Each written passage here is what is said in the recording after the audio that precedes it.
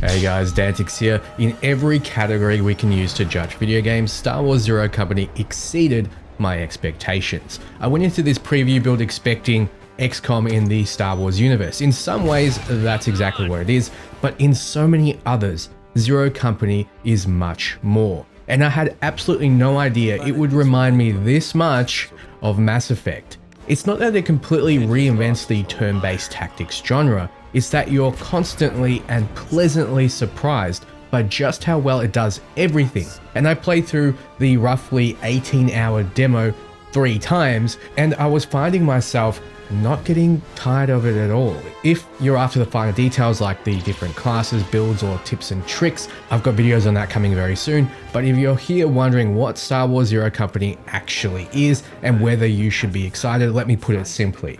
If you like Star Wars, tactical games, or narrative-driven adventures with a memorable squad of companions, some of which you can craft yourself, you're probably going to love this. Now, I know a lot of you heard XCOM and immediately went, nope, I hate missing those 95% shots. Stick with me, this is both very much like XCOM and also surprisingly different.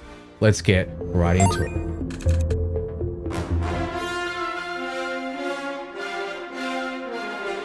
Take the story for example. XCOM 2 had a story, but it mostly existed between tactical decisions at your base and missions. Zero Company pushes the narrative right to the front.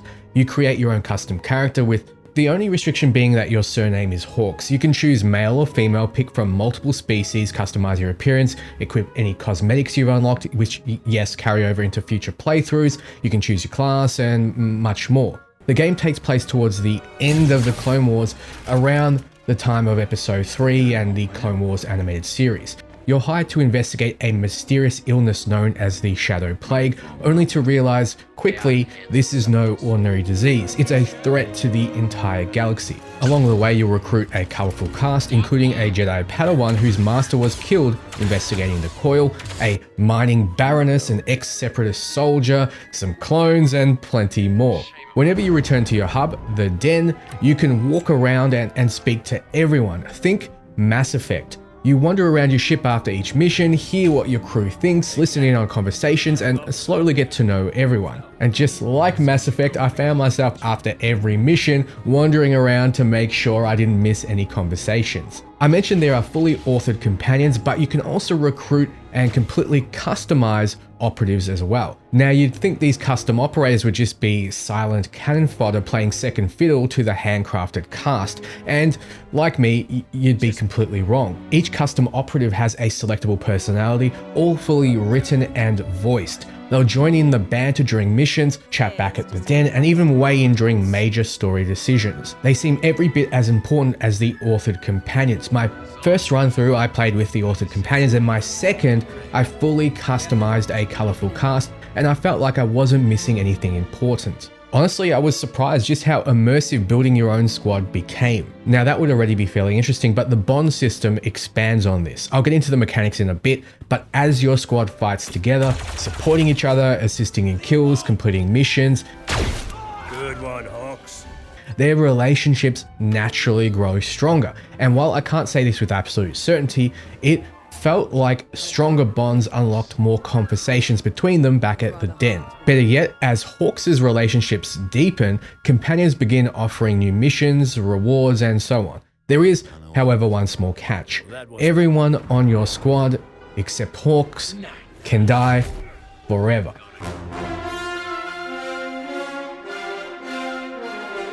Which leads nicely into why you need a team in the first place. There are 2 main reasons: missions and operations. Missions are your turn-based tactical combat scenarios where you lead a squad of up to 4 operatives, more in certain situations. Objectives can range from eliminating enemies to capturing key locations and everything in between. The main story missions always require you use Hawks, but outside of those main missions, you're free to bring whatever operatives best suit the job, so you can bring 4 astromechs if you please. Now, if you've ever played Mario plus Rabbids, which took a few clever ideas from XCOM, Zero Company borrows one of its best. While enemies are around, you're in the familiar top-down tactical view, but once combat ends, the camera drops behind Hawks into third person, letting you freely explore until you reach the next encounter, where it seamlessly pulls back into tactical mode again. During my preview, these exploration sections gradually became more involved, but don't expect any branching paths or hidden legendary loot tucked behind a rock. Like I mentioned earlier, unless you've disabled the option, your operatives can permanently die. Thankfully, I found the system far more forgiving than XCOM 2. In XCOM, taking a single unlucky hit often meant ending the mission with an injury, which either encouraged save scumming or consistently rotating your favorite squad members out while they recovered. Zero Company handles this much better. An operator only receives an injury after being reduced to 0 HP.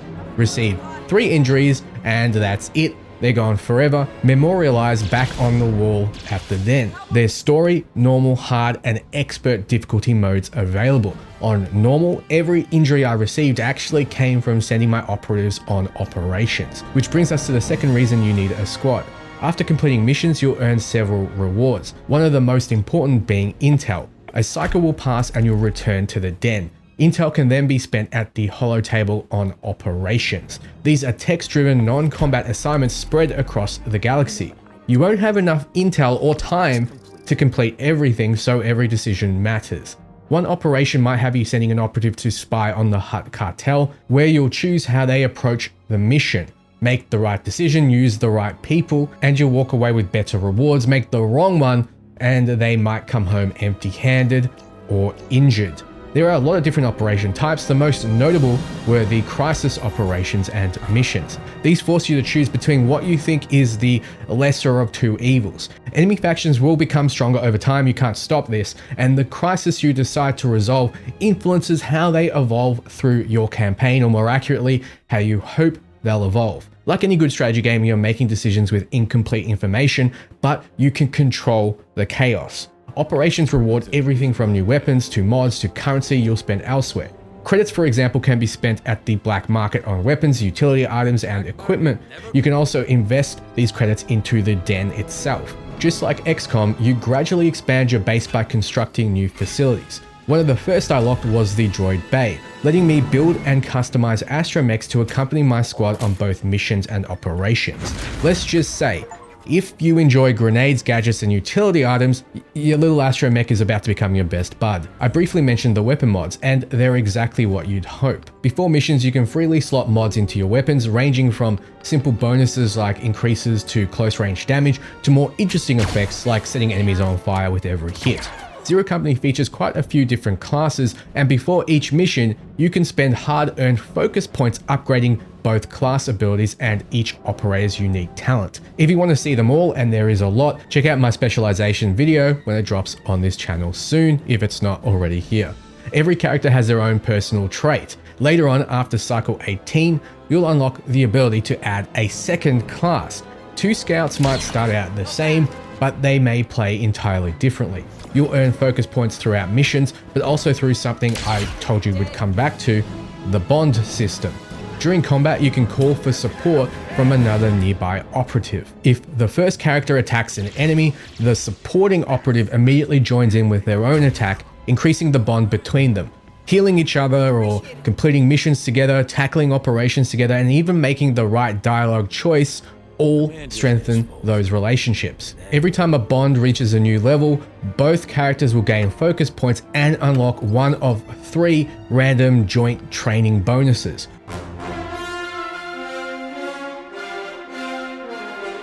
One of the biggest surprises for me was how faithful the developers were to the Star Wars universe. There are hidden little details everywhere for die-hard fans, and let me tell you, if you close your eyes and just listen, you're in for a treat. From the blaster sounds to B-1 battle droids screaming as they're launched into oblivion, the sound design is genuinely among the best in any Star Wars game I've played.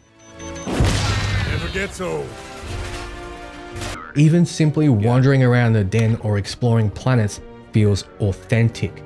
Then you've got the soundtrack. When you see who's composing it, you won't be surprised it's this good. I usually don't put much weight on graphics, especially in a tactics genre, but Zero Company surprised me there too. I was expecting something around XCOM's level of realism. Instead, if you showed me this footage and told me it was a third-person action game, I probably wouldn't question it. One little touch of detail I absolutely loved is what happens while you're taking your turn. Even though combat is turn-based, everything keeps moving. Characters exchange blaster fire in the background, Jedis continue deflecting bolts, enemies brace behind cover. None of it affects gameplay, it's purely ambient, but it makes every battlefield alive instead of frozen while you decide your next move. That said, there are still moments that remind you this is very much a tactics game. Exploration is fairly generous with the invisible walls and hitboxes. Not that you're meant to be climbing every rooftop or looking for loot. This isn't an open world RPG. The real fun comes from exactly what the genre promises, really satisfying tactical combat. Every encounter begins with your squad taking the first turn. You can control each of your 4 operatives in any order you like, which each receiving 3 action points to spend how you see fit. Maybe Hawks opens with a blaster shot, then Trick moves into position and sets Overwatch. Then Uppercut charges in and punches the enemy straight into that Overwatch. The freedom to chain abilities together makes every encounter feel dynamic. Thankfully, one of my least favorite parts of XCOM has mostly disappeared. Those constant finish this mission before the arbitrary timer expires objectives are largely gone. They still appear occasionally during important story moments, but they're rare enough that they actually feel tense instead of exhausting. As you land attacks and use certain abilities, you'll build a shared resource called Advantage. Advantage lets you unleash incredibly powerful abilities without spending action points. The soldier can rain rockets across groups of enemies. The sharpshooter can fire a shot that simply doesn't miss. Watching action points and Advantage feed into another creates some incredibly satisfying turns. Though every now and then you'll plan things so perfectly, all your enemies are dead before you even need the fancy combos. Something that might look pretty damn easy actually isn't if you made only one slight adjustment. Watching this footage back, this turn looks like I just absolutely smashed through it, but if I was to restart and do something entirely different, I would look like I'm really struggling. That's what really makes Zero Company so enjoyable. Every strategic decision snowballs, and somehow I've taken this long without mentioning everyone's favorite XCOM mechanic, missing shots. Yes, you can still miss, but compared to XCOM 2, at least on normal difficulty, it's dramatically more forgiving. We've all seen the meme, your rifle is physically clipping through the alien skull and somehow it's still only a 65% chance to hit.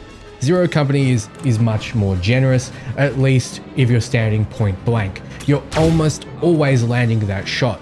I didn't see a situation where I was that close where it wasn't a 100% chance to hit. Now, crank the difficulty all the way up and suddenly the game remembers it's related to XCOM. During my first 18-hour playthrough of the demo on normal, I had only around 5 misses that genuinely made me groan. One of them was over a 90% chance, because of course it was, at least I got the achievement for it, but unlike XCOM, I never once felt the urge to reload my save. There were always ways to recover. Unlike XCOM 2, taking damage doesn't automatically saddle you with a campaign-ending injury. You're expected to get shot sometimes, and because you're not constantly racing against timers, you can regroup. Zero Company still creates tension without creating nearly as many, well, that's complete bantha poodoo moments. Now, maximum difficulty, that's a different story. Everything hits harder. Combine that with the Iron Man style option that disables save reloading, and you've created something that will be incredibly entertaining to watch, less entertaining to actually play. So naturally, of course, I'm going to attempt it.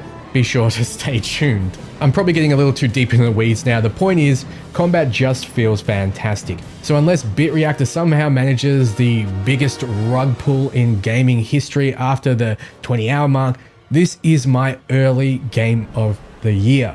I enjoyed it that much. Whether you're a die-hard Star Wars fan, someone who loves tactical games, or you're just looking for your next campaign-driven narrative to disappear into, I genuinely think Star Wars Zero Company has something for you. More than anything, I walked away impressed in how confident it feels. It doesn't feel like just a copy of XCOM. It learns from it. It smooths out so many of the frustrating edges, adding meaningful narrative and squad building, and somehow still feels unmistakably Star Wars every step of the way. Could something later in the game change my opinion? Sure, but I've only played what's available in this preview build. But after nearly 18 hours, plus many more replaying the demo, I wasn't getting bored. I was disappointed when it ended. I played other games people told me I should love, and it felt like a job, it felt like a chore. Getting back into it didn't feel as exciting as it does with Zero Company. And that's probably the biggest compliment I can give it. I've got a heap more Zero Company coverage coming, including class breakdowns, hidden mechanics, tips and tricks, and everything else I discovered during my time with the game. So if you don't want to miss that, be sure to subscribe. As always, thank you so much for watching. Until next time, ciao friends.